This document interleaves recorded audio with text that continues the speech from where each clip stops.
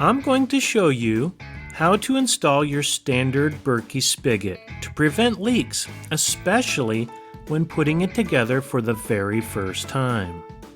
When you get your Berkey system, the spigot comes with the spigot, one beveled washer, one flat washer, and one hex nut.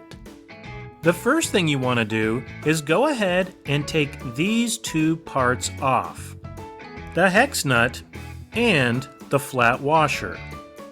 You will have the beveled washer placed on there just like this, not the other way.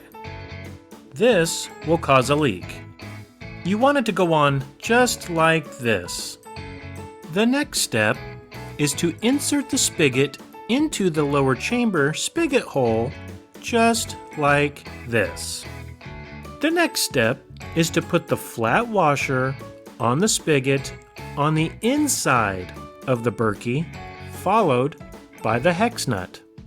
Hand tighten for a snug fit, but don't over tighten and don't use any tools.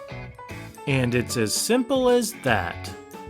Your standard black Berkey spigot is now installed and there will be no leaks.